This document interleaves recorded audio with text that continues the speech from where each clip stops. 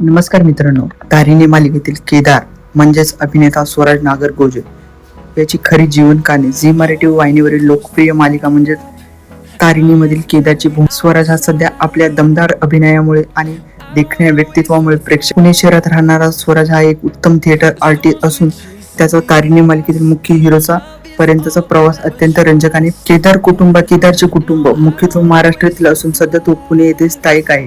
त्याला लहानपणापासूनच अभिनयाची प्रचंड आवड होती.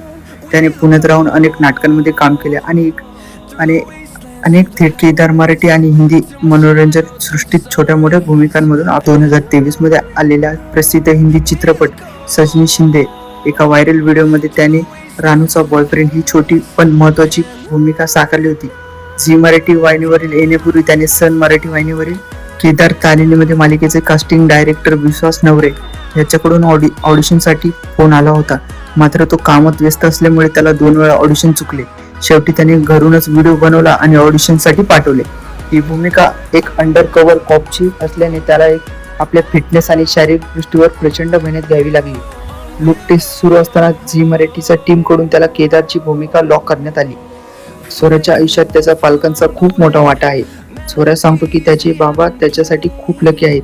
ऑडिशनचे रिझल्ट येण्यापूर्वी त्याच्या वडिलांनी स्वराज नावाच्या एका अशा मुलाची भूमिका साकारत आहे जो समाजातील गुन्हेगाराचा नष्ट करू इच्छितो. तर मित्रांनो, तुम्हाला तारिणी मालिकेतील केदार म्हणजेच अभिनेता स्वराज नागरगोजे याचा अभिनय कसा वाटत आहे हे आम्हाला कमेंटमध्ये सांगा. आणि तुम्ही जर आपल्या चॅनल